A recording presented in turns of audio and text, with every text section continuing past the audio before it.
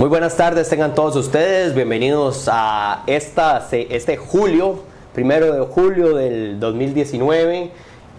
Empieza el IVA, empiezan los nuevos cambios también en el impuesto de la renta, empieza todo un cambio a nivel del sistema tributario nacional y por eso hoy invitamos a Nayansi Mora y a Rafael Luna. Ellos son socios de Consortium Legal de la parte tributaria para conversar sobre todos estos cambios. Nayansi, Rafa, ¿cómo están? Muchas gracias por invitarnos. Pura vida. Vamos a empezar a hablar sobre los cambios, las acciones que se han dado en el tema de renta. Y creo que principalmente la gente piensa que hoy es solamente el inicio del IVA, pero no, también hay un montón de cambios nuevos a nivel de lo que es el impuesto de renta.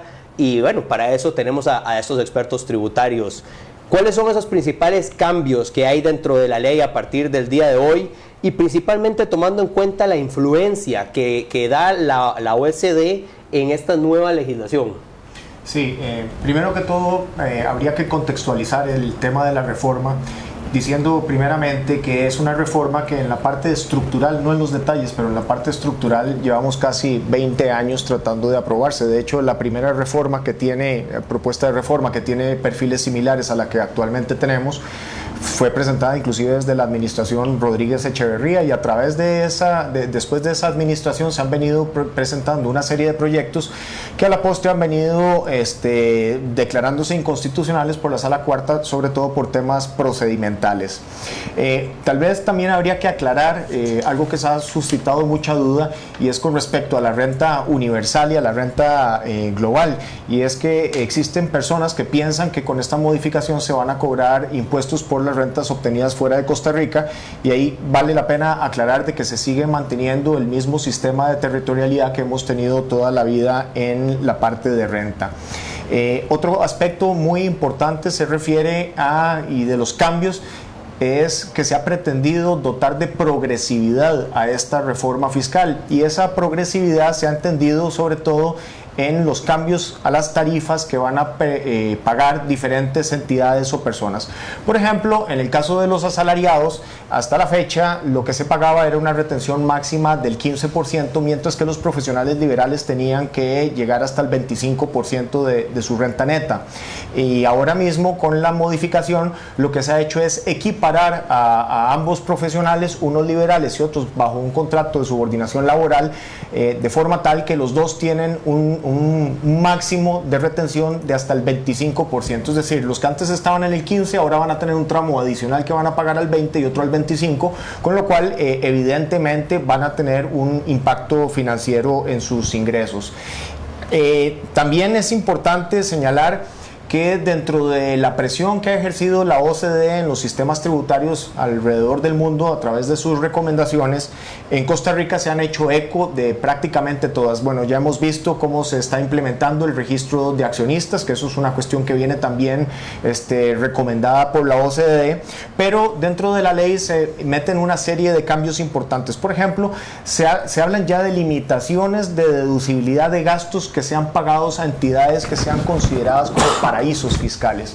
Y cuando hablo de paraísos fiscales, la ley lo que hace es determinar ciertos parámetros, por ejemplo, que sea un país con el cual la tasa de renta que tienen ellos, otros países, que no es un 30%, si se entiende que es un 40% menor que la tasa nuestra, que es de un 30%, es decir, menor a un 18%, entonces se entiende que estamos con una jurisdicción preferente. De la misma forma que si se cumpliera la condición de que no el país o la otra jurisdicción a la que se hagan pagos no cuenta con un tratado internacional para el intercambio de información tributaria. Esto debido a que la conceptualización de paraíso fiscal ahora ya no está tan dirigida al tema de cuánto se paga de renta, sino precisamente a la posibilidad que tengan las jurisdicciones de saber qué es lo que está haciendo un contribuyente de mi jurisdicción en la otra. Es decir, por eso se habla de tratados de información. También hay una serie de recomendaciones de la OCDE, por ejemplo, que van en el sentido de reglas de subcapitalización, es decir, que no se permite que una empresa esté demasiado apalancada o adeudada con entidades que sean diferentes a entidades supervisadas por la SUGEF o por entidades análogas cuando están fuera de Costa Rica. Si estamos recibiendo financiamiento de este tipo de entidades que no están supervisadas por SUGEF o por una entidad análoga, entonces ahí se empiezan a poner límites a la deducibilidad de esos intereses, que empiezan con un 30% y van graduándose 2% cada año hasta llegar hasta un límite del 30%. También hay cuestiones que se jalan de otros países, de otras jurisdicciones bastante más desarrolladas que la nuestra y que tal vez no tengan tanto impacto aquí, pero es el tema de las asimetrías híbridas, es decir, cuando existen dos países que consideran de forma diferente una misma cosa. Por ejemplo, una entidad que para una sea una sociedad transparente, otra sea una sociedad corporativa, o que por ejemplo un instrumento para un sitio sea deuda y para otro sea capital, y entonces se produzcan efectos de doble no imposición por esa consideración diferente que tienen los países. Y ahí básicamente lo que dice es que va a haber una limitación en el tanto y en el cuanto esas estructuras lleguen a dar un fenómeno de doble no imposición. También es importante que ya finalmente se han introducido normas en nuestra legislación referentes a precios de transferencia que han sido más detalladas en el reglamento que se ha presentado, pero lo que es importante es que precios de transferencia, que antes la obligación de presentar declaraciones únicamente estaba anudado a los grandes contribuyentes, grandes empresas territoriales o empresas de zona franca, ahora se ha incluido uno más, una condición más, y es básicamente cuando una empresa, aunque no califique dentro de ninguna de esas categorías, tenga operaciones con otra entidad vinculada por más de 1,000 salarios base, que es aproximadamente $750,000. Básicamente esas serían las medidas que la OCDE nos presiona, y tal vez nada más mencionar que también hay una cláusula antiabuso general que se modificó en el Código de Normas y Procedimientos Tributarios, que es una especie de reforzamiento del criterio de realidad económica, es decir, que ya no importa tanto cómo las personas hagan sus actos jurídicos y los nombres que les pongan, sino que simplemente la administración tributaria lo que va a ver es si realmente esas formas jurídicas utilizadas por el contribuyente realmente son las óptimas para el objetivo que se quiere perseguir, y si se dan cuenta que se están utilizando formas que no son las correctas, simplemente se desconocen y se graba la operación como por la realidad económica que tenga. Ok, perfecto. A nivel de lo que son elementos de progresividad, y sigamos hablando de renta, ahora dentro de un rato Ana Yancy nos va a comentar un poco más del IVA también, pero hablando de renta y estos elementos de progresividad que tiene la ley, y los estoy comenzando un poco, tal vez nos das directamente esos elementos, Rafael. Sí, en el caso de los salarios, va a haber un tramo que es de los 2.103.000 colones hasta los 4.205.000, en el que anteriormente se pagaba una retención del 15% y ahora va a aumentar a un 20%. Y sobre el exceso de 4.205.000 colones, que eran también anteriormente se retenía un 15%, ya sobre ese monto para arriba, cualquiera que sea el monto del ingreso, se va a cancelar una retención al salario del 25%. En el caso de las personas jurídicas, hay, digamos, un umbral que es el de los 106 millones de colones de ingresos brutos. En esos 106 millones, cualquier empresa que tenga más ingresos de esos 106 millones va a pagar a la tarifa general del 30%, mientras que si tienen menos de 106 millones de ingresos brutos, van a pagar un 5% hasta los primeros 5 millones, un 10% hasta los siguientes 7 millones y medio, un 15% de los 7 millones a los 10 millones y un 20% sobre los 10 millones. Y esto básicamente hace que en algunas circunstancias en particulares puede ser que una empresa incluso se vea menos afectada por el impuesto sobre la renta que lo que se ve ahora, pero básicamente estas serían las tarifas. Es muy importante señalar y que tengan todo el mundo muy claro que la tarifa va en función de los ingresos brutos que tenga la empresa, pero no significa que esa tarifa se le aplica a los ingresos brutos, sino simplemente el ingreso bruto determina la tarifa que es aplicada al ingreso neto, es decir, a los ingresos menos los gastos. Después existe la posibilidad de las empresas que se inscriban en el MAKE, en las cuales se les va a dar una exención del impuesto de utilidades por 25% el primer año, y por de 0% el primer año, un 25% el segundo año y un 50% el tercero, y ya después entraría a la tarifa general del 30%. También hay algunos incrementos en las retenciones retenciones que se hacen a las distribuciones de excedentes que traen las cooperativas y las asociaciones solidaristas a sus miembros, en los cuales básicamente se está, con una escala progresiva, se está llegando al 10%. Y también es muy importante saber que hay ciertas retenciones que ya se venían haciendo anteriormente que han sufrido cambios. Por ejemplo, en el transporte y las comunicaciones, la retención aplicable ahora es del 15%, en seguros y reaseguros del 10,5%, las películas cinematográficas 30%, noticias internacionales 30%, y muy importante en el caso de los servicios de asesoría que se presten desde afuera, ahora que antes pagaban por servicios personales un 15%, ahora se ha aumentado la retención a un 25%. Perfecto. Valoremos que obviamente todo este tipo de cambios, y cuando hablamos de impuestos pocas veces se habla de cosas favorables, pero ¿qué aspectos favorables realmente tiene para el contribuyente esta reforma en la parte de renta? Sí, bueno, eso es una muy buena pregunta, porque realmente cuando se hablan de modificaciones tributarias uno tiende a pensar que todo es malo. Vamos a ver, existen ciertos aspectos que a mí me parecen mejoras, por ejemplo, empezando por el periodo fiscal.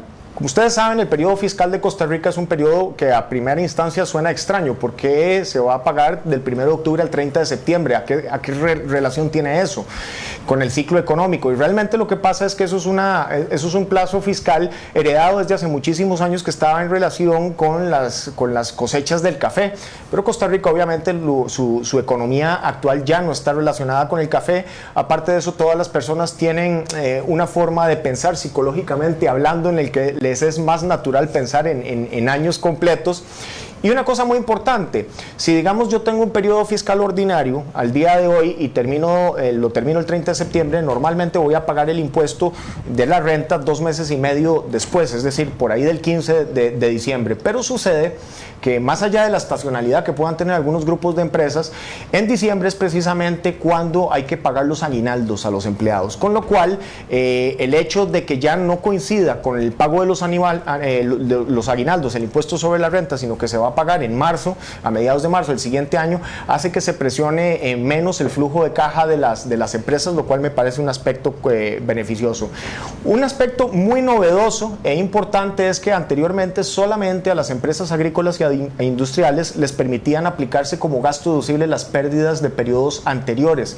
Esa limitación, si se quiere, odiosa, puesto que ya nuestra economía está muy basada en servicios y en comercio, ha sido eliminada de forma tal que ahora cualquier empresa, sea agrícola, industrial o comercial, podrá deducirse pérdidas por los 3 años anteriores, con la salvedad de las agrícolas, que todavía se sigue manteniendo el plazo de 5 años, y eso me parece muy bueno. Es una verdadera lástima que en la ley se eche en falta todavía la deducción por gastos de propiedad intelectual. Estas fueron 2 reclamos que se hizo durante mucho tiempo, que se incluyeran gastos deducibles de pérdidas anteriores y deducción de intangibles, pero la deducción de intangibles sigue sin estar reflejada en la ley, lo cual es un grave error precisamente por el siglo en el que vivimos, en la cual la mayoría de las cosas que tienen mayor valor son precisamente propiedades intangibles.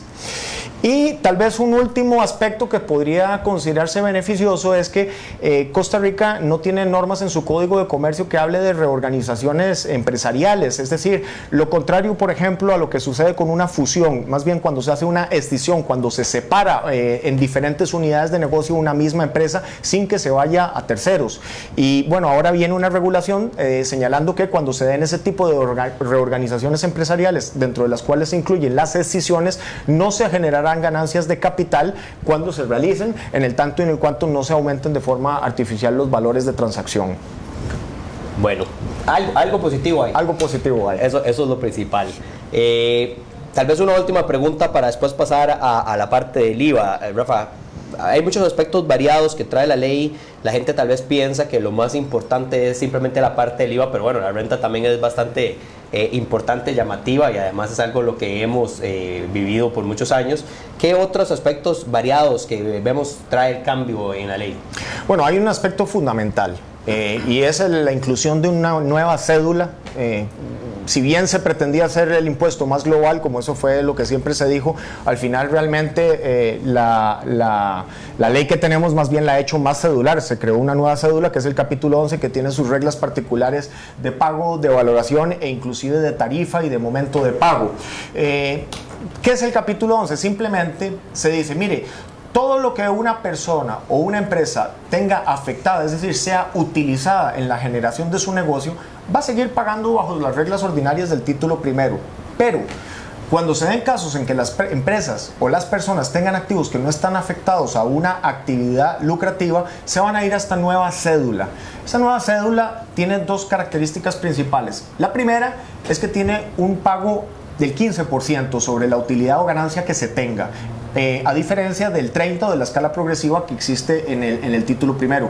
Y la segunda, que es muy importante, es que es de carácter mensual. Es decir, las ganancias de capital y las ganancias que yo tenga por rendimientos financieros o por alquileres, los pagos que se tengan por esos beneficios van a tener que hacerse de carácter mensual, no anual. Entonces, supongamos el ejemplo de una empresa que tiene alquileres hasta el día de hoy y que ha venido tributando normalmente bajo el título primero. Las rentas por alquileres que haya tenido hasta el 30 de junio van a seguir la misma suerte que tenían hasta ese momento. Pero las rentas que tenga por esas categorías de ganancias de capital, por capitales inmobiliarios o mobiliarios, van a tener que empezar a pagar a una tarifa disminuida del 15%, lo cual es bastante beneficioso dependiendo de los casos. Hay cosas importantes que entender con esto del capítulo 11, y es que hay ciertas reglas especiales. Por ejemplo, una ganancia de capital es, si por ejemplo usted tiene un activo que no está afectado a una actividad, puede ser de una persona o una empresa, que tengan un lote baldío y lo venden, y entonces la ganancia de capital se computa entre el precio de adquisición y el precio de venta. Pero la ley lo que le dice a uno es, si usted compró hace 20 años ese inmueble por 1 millón de colones y hoy lo está vendiendo por 30 millones de colones, la pregunta es, ¿ese millón de colones que yo pagué hace 20 años de verdad es 1 millón de colones de ahora? Obviamente no. Entonces lo que se trata de hacer es indexar el valor de ese millón de colones traído a través de una indexación, a través del IPC, y entonces la base no va a ser el costo histórico, sino el costo histórico indexado por el IPC versus el monto de la venta de ese inmueble, y sobre eso tendré que pagar. Más allá de eso, también hay que hablar de que se han incrementado otra serie de tarifas. Por ejemplo, las tarifas de retención que sufren los activos que son negociados a través de una bolsa de valores, que tradicionalmente han tenido una retención del 8%, ahora tienen una retención del 15%. Importantísimo que sepan el tema del diferencial cambiario. En este momento se aclaró por fin, porque esto dio tema a muchísimos litigios, cómo es el tratamiento del diferencial cambiario. Primero que todo, el tipo de cambio que hay que usar es único y exclusivamente el tipo de venta del Banco Central. ¿Y cuándo hay que pagarlo? Cuando yo realice la ganancia, es decir, por ejemplo, si yo tengo una deuda en dólares y pago en dólares, en ese momento estaré realizando la ganancia o la pérdida dependiendo de cuál haya sido la fluctuación del colón con respecto al dólar. Y esa ganancia tendrá que también liquidarse mensualmente. También hay una limitación a las donaciones que se realicen a entidades que puedan recibir donaciones, que estén inscritas, que no puede superar el 10% de la renta neta. Se habla de que hay una restricción de deducibilidad de los sobornos que se paguen, tal vez no hacía mucha falta decirlo, pero bueno, se limita la deducción de los sobornos o dádivas que se les den a personas públicas o privadas. También hay un tema en el caso de los dividendos. Actualmente, cuando una sociedad le distribuye dividendos a otra sociedad, no tiene que hacer la retención. Eso se mantiene en el tanto y en el cuanto la entidad que percibe el dividendo esté activa y esté siendo contribuyente y esté sujeta a la fiscalización de la administración tributaria. Si es una entidad puramente pasiva, entonces ahí sí que habría que aplicarle la retención del 15%. Y otra cosa importantísima es que toda sociedad ahora, pasiva o activa, va a ser inscrita como contribuyente, y el efecto inmediato que va a tener el que sea inscrita como contribuyente, salvo que la administración tributaria posteriormente lo determine de otra forma, es que van a tener que presentar declaraciones, con lo cual tienen que tener mucho cuidado en las circunstancias de empresas pasivas, porque si no se presentan las declaraciones pueden ser sujetos de sanciones de carácter administrativo. Perfecto. Más o menos, ¿cuánto puede ser la sanción por no presentación? Bueno, si es una presentación tardía, la sanción que se aplica es de un medio salario base, pero como estamos hablando de empresas que no tienen actividad lucrativa, en realidad no habría ninguna sanción por el aspecto material, porque no tenían que pagar impuestos, sino simplemente por la parte formal, que es por los incumplimientos, ya sea en la presentación tardía o en la no presentación del todo de la declaración. Perfecto. Bueno, vamos a pasar ahora al tema del IVA. Hablemos del IVA. Para eso tenemos a Ana Yancy Mora, también socia en la parte de impuestos de Consorcio Legal. Ana Yancy, obviamente este tema, los ticos lo hemos venido masticando y masticando en los últimos meses. Los signos de preguntas van y vienen, hasta para la administración tributaria, pero sin importar, llegó el 1 de julio, ya está el IVA en este momento. Lo primero que siempre digo en estas presentaciones del IVA, no es que existen dos impuestos ahora, ¿verdad? No es que existe el impuesto de ventas y el impuesto de valor agregado. Se derogó el impuesto de ventas y ahora solo regimos por medio del impuesto de valor agregado. Tal vez nos puedes dar como una recopilación rápida de este inicio, qué cosas tenemos que tener preparadas y algo súper importante, ¿para cuándo esa primera liquidación y declaración del impuesto de valor agregado? Sí, vamos a ver, eso que usted menciona es súper importante. Creo que también estamos empezando todos en esto con el IVA y obviamente generan muchísimas dudas de si se trata de un impuesto, si no se trata de un mismo impuesto, hasta para tributación. Importante decir que realmente no es que ahora que pagamos un 13 por bienes, por en la venta de bienes y la prestación de algunos servicios, y que ahora se amplió y que vamos a pagar un 26%. Eso es falso, ¿verdad? Es el mismo 13%, la tarifa se mantiene exactamente igual. Lo que pasa es que lo que sucede aquí es que se está ampliando la base, por decir así. Los servicios que antes no estaban grabados, ahora lo están, salvo las excepciones que establecen dos artículos de la ley, que es básicamente el artículo 8 y el artículo 9, ¿verdad? Esa es digamos, el cambio más grande.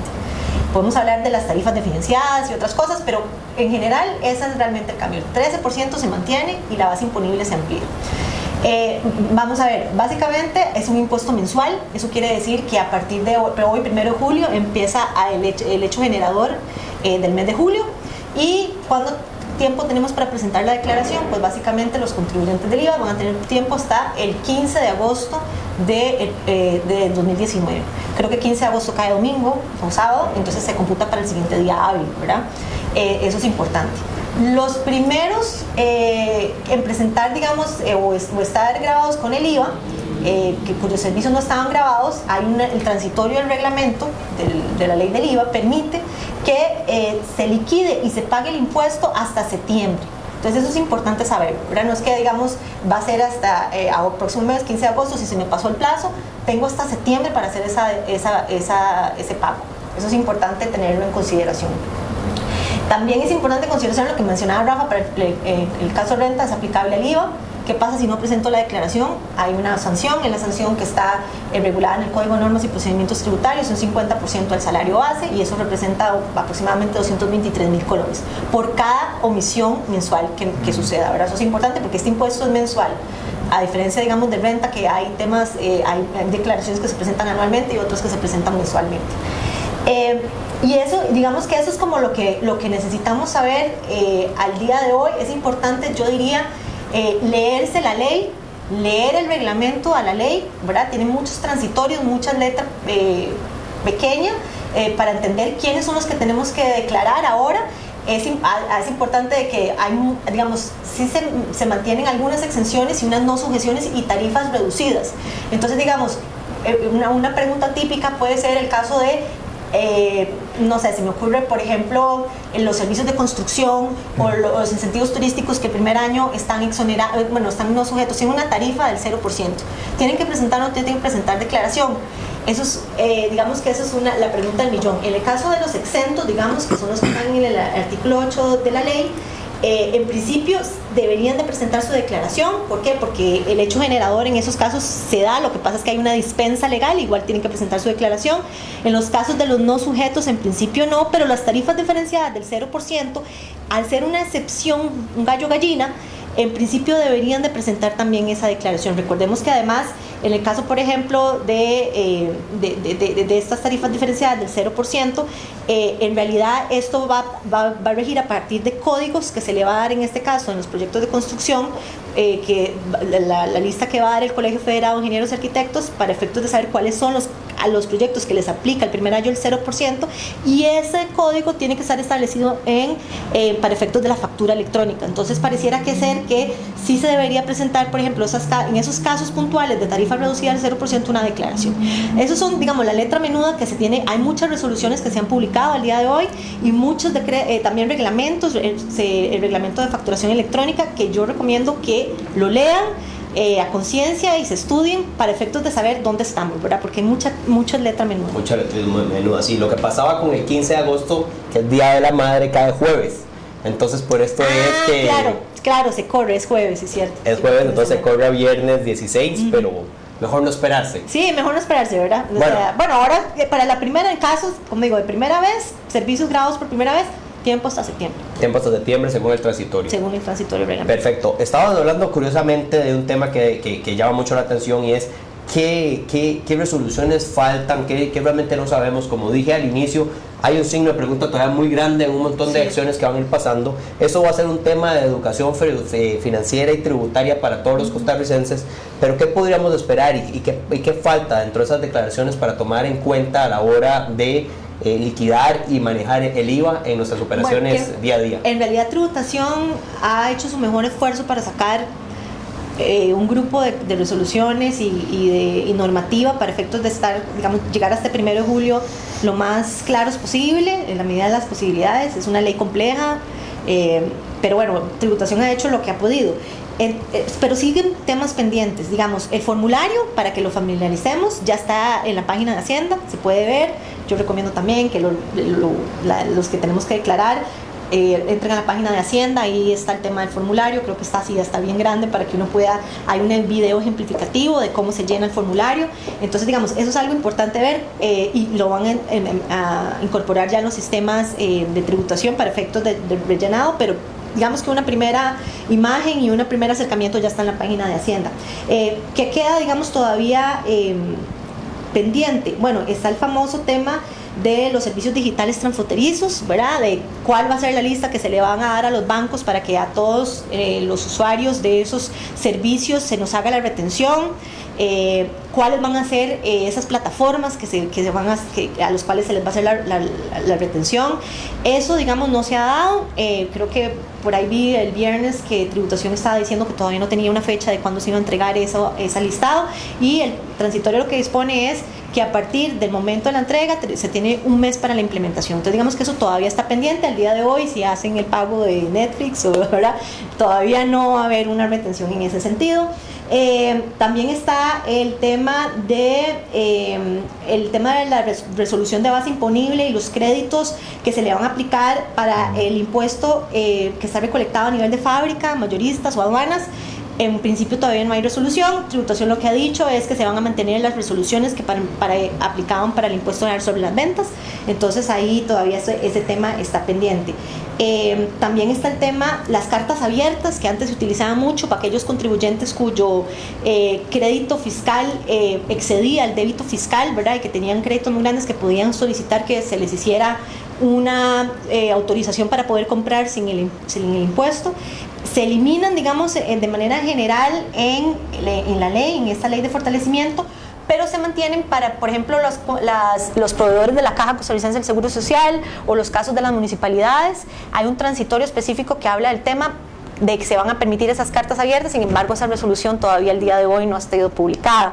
Digamos que hay ciertos temas todavía relacionados con esos detalles que todavía faltan, pero la mayoría, digamos, de instrumentos ya están, ¿verdad?, disponibles. Ok, perfecto. Nos encontramos hablando del IVA, hablando de renta, hoy 1 de julio, con la implementación de la Ley de Fortalecimiento de las Finanzas Públicas. Amanecimos con nuevos tratamientos tributarios, y por eso tenemos a Rafael Luna y a Nayansi Mora de Consortium conversando con nosotros sobre el tema. Conversemos aquí con Cristina Sansonetti, que nos pregunta qué pasa con las exoneraciones del impuesto sobre las ventas, en este caso del IVA. ¿Se mantienen o no se mantienen? Bueno, eso es toda una discusión. Vamos a ver, Realmente lo que tributación ha dicho y lo ha establecido así también en su reglamento y en la ley está claro, es que básicamente hay dos tipos, digamos, de beneficios tributarios o de no gravamen. Y básicamente es lo que establece el artículo 8 de la ley, que son las exenciones, y el artículo 9, que son las no sujeciones. Entonces, básicamente la pregunta ahí del millón es, ¿y qué pasó con todas las 80, creo, exoneraciones que ya existían en otras leyes desperdigadas que establecían el impuesto general sobre las ventas? Pues para efectos de tributación, lo que existió con esta ley fue una derogatoria del impuesto general sobre las ventas y por un límite que está establecido en el artículo 63 del Código de Normas y Procedimientos Tributarios, no se podrían mantener las exoneraciones dadas al impuesto general sobre las ventas. Hay dos cosas. En realidad, este tema es la postura de tributación. Entonces, digamos, para contestar la pregunta, básicamente para tributación, las exoneraciones únicamente son las establecidas en la ley de fortalecimiento y en las que posteriormente se vayan a emitir para favor de algún otro contribuyente. Pero en este momento esas son las que son. Este criterio fue consultado a la Procuraduría General de la República y la Procuraduría está analizando el tema. Habría que ver qué es lo que va a decir la Procuraduría. En realidad hay dos cuestionamientos ahí que digamos que se las trae para poder decir y mantener este criterio de tributación, y es que primero, realmente la ley no habla de una derogatoria, habla de una reforma integral en la ley, o sea, del impuesto general sobre las ventas, entonces no necesariamente se puede interpretar que se haya muerto. Y además de eso también, que realmente si vemos lo que hablamos al inicio, es el mismo impuesto, estamos hablando, es la tarifa del 13%, el sujeto activo sigue siendo el Estado, o sea, lo que se está es el mismo número de la ley, o sea, estamos hablando de que lo que hay es como una ampliación, digamos, de la base imponible para efectos de actualizar a una economía de servicios, porque ya bienes, pues sí, seguimos vendiendo bienes, pero somos una economía más basada en servicios y tenemos que actualizar. Entonces, si la posición de la Procuraduría es esa, pues entonces probablemente mantenga a las exoneraciones vigentes. Perfecto. ¿Verdad? Y hablando de esas exoneraciones vigentes, ¿cómo se toman? ¿Son automáticas? ¿No son automáticas? ¿Qué proceso lleva? Eso es muy importante y ahí aparte de lo que les decía, leamos la ley, leamos el reglamento para entender cómo aplican. Algunas aplican de manera automática, otras hay que hacer el trámite a través de Exonet y esto aplica también para tarifas diferenciadas. Entonces, Exonet es la plataforma que uno se mete al Ministerio, también en la página del Ministerio de Hacienda hay se digita ahí Exonet y ahí básicamente es un sistema, es una plataforma por medio de la cual es como una ventanilla única en realidad para poder tramitar todo lo que es tema de exoneraciones. Básicamente el artículo 11 del reglamento, el inciso 12 creo que habla de cuáles son las que específicamente tienen que tramitarse a través de Exonet. Básicamente refieren mucho a exoneraciones subjetivas, las que tiene la Cruz Roja, las que tienen los bomberos, las que tienen las asadas, esas se van a tramitar a través de Exonet, pero hay algunas otras y en algunos casos también no solamente exoneraciones subjetivas, sino objetivas también, por ejemplo, insumos, equipo para médico, por ejemplo, esa también se tiene que tramitar a través de Exonet. También todo lo que es temas de equipos para tratamiento de discapacidades también se tiene que tramitar a través de Exonet, pero hay algunas otras que no se tramitan por Exonet y que son de manera automática, siendo que con este cambio que se da de facturación electrónica, la versión 4.3, en principio ya uno va a poder, dependiendo del tipo, por ejemplo, el medicamento que me venden en la farmacia, ya se va a poder saber si ese medicamento está exento o no, porque está en una lista del Ministerio de Salud. Entonces, digamos que revisemos a ver qué exoneraciones necesitamos utilizar Exonet o no necesitamos utilizar Exonet. Eso mucho está en el reglamento de la ley del IVA. Perfecto. Sigamos hablando de ese tema de IVA.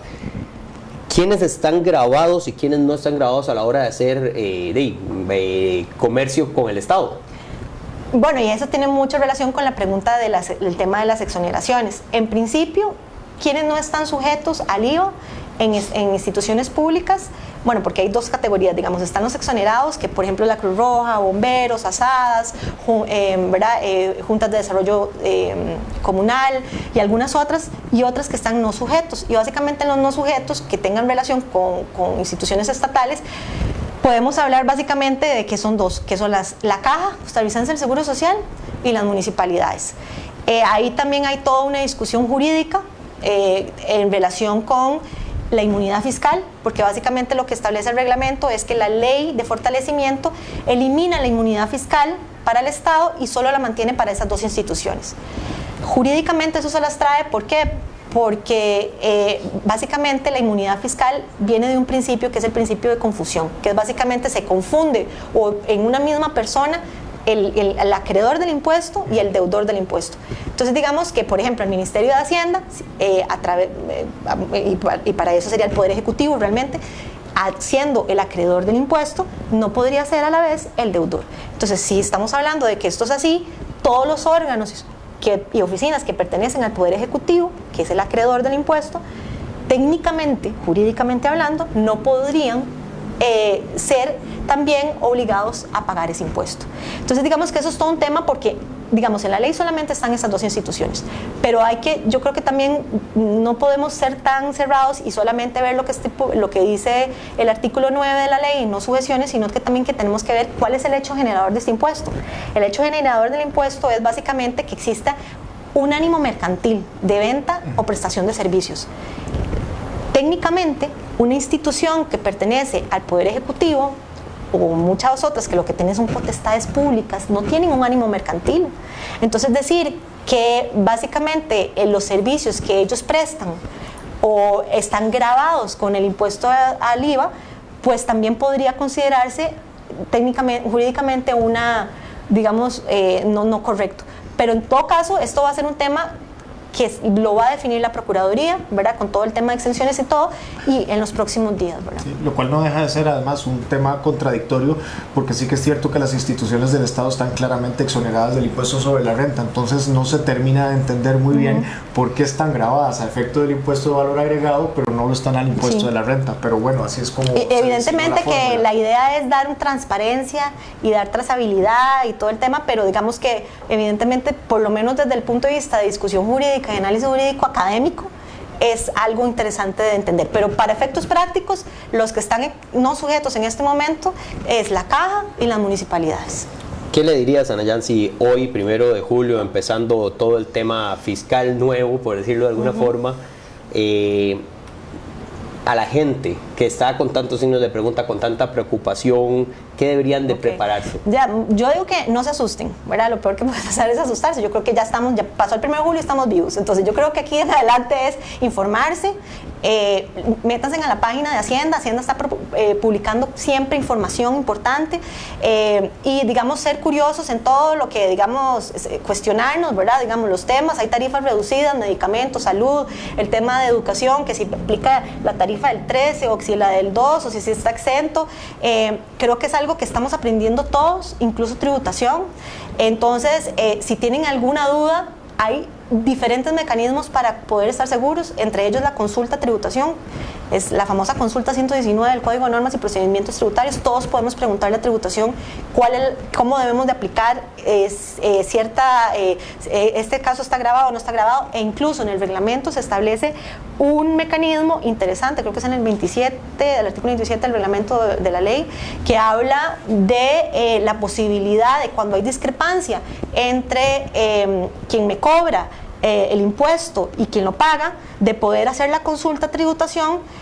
De hecho no es una consulta, es una petición para efectos de decir no estoy de acuerdo con la tarifa que me aplicaron, yo creo que es esta y háganme el favor y me devuelve el impuesto que pagué de más. Eso es un mecanismo que tributación está implementando precisamente como una forma de facilitar si hay alguna discusión de que si está exento, que si no está sujeto, de que si está con una tarifa u otra, podemos ir a ese mecanismo para efectos de lograr una devolución si es del caso del dinero pagado de más. Perfecto. Rafa, vos. Tal vez comentar que la mecánica del IVA en realidad como mecánica es relativamente simple. Yo soporto un IVA cuando pago un servicio y me lo acredito cuando repercuto el IVA cuando lo vendo. Eso es extremadamente sencillo, pero el problema que tenemos en Costa Rica es que la forma en la cual fue tramitada la reforma legal se introdujeron, sobre todo por aspectos de políticos y sociales, una serie de tarifas diferenciadas. Entonces, en este momento tenemos una frondosa red de tarifas de IVA. Tenemos 0, tenemos 1, tenemos 2, tenemos 4%, tenemos 8%, tenemos 13%. Y todo esto, si bien no es complicado saber en el caso en particular cuánto voy a repercutir yo de IVA, cuánto me toca a mí cobrarlo, el problema o la complicación no se encuentra tanto ahí, sino con saber cuánto me puedo yo acreditar del IVA que yo soporté. Y esto lo digo porque precisamente cuando se dan casos en los cuales existen tarifas diferenciadas, va a haber casos en los cuales la acreditación del IVA que yo pague no va a ser completa. Y cuando tengo gastos comunes, por ejemplo, en los cuales pagué IVA y yo no puedo determinar si ese gasto por común va para un servicio que está grabado a una X tarifa o a la otra tarifa, tenemos que empezar con el tema de la prorrata, es decir, hacer un cálculo matemático que es bastante complejo. No es exactamente lo mismo que un promedio ponderado, pero por ahí le anda, que básicamente le da una fórmula que en función de los montos que uno tenga que pagar, entonces así será el monto del crédito fiscal. Con esto lo que quiero decir es que cualquier persona, ahora que entra el IVA, lo que primero que debería hacer es empezar a hacer un cálculo por lo menos borrador de cuánto le va a impactar el hecho de que no pueda, si no puede acreditarse el 100% de la tarifa, y cuánto. Y por supuesto en el caso de la renta, pues las afectaciones son en la mayoría de los casos mucho más directas, porque ya son de si usted recibe un salario, saber que le van a aumentar las retenciones, que si usted recibe excedentes de cooperativas o asociaciones solidaristas, que vaya haciendo ya el cálculo de cuánto va a ser el impacto económico que va a tener que soportar con la entrada en vigencia. Perfecto. Ana Yancy, Rafa, les agradezco mucho el tiempo, las explicaciones. Vamos a seguir desarrollando un montón de cosas, pero bueno, aquí ya empezó todo, y así que creo que la gente va a seguir teniendo preguntas, y aquí los vamos a seguir invitando para que nos ayuden a que la gente esté bien informada. Muchísimas gracias. Muchas gracias. Perfecto. Para que conozcan más sobre todo lo que está sucediendo en el mundo impositivo costarricense, la sección Impuestos y su dinero de la República le puede informar. Así que entre a república.net y conozca más acerca de todo lo que sucede en Costa Rica a nivel del tema impositivo. Muchas gracias, muy buenas tardes.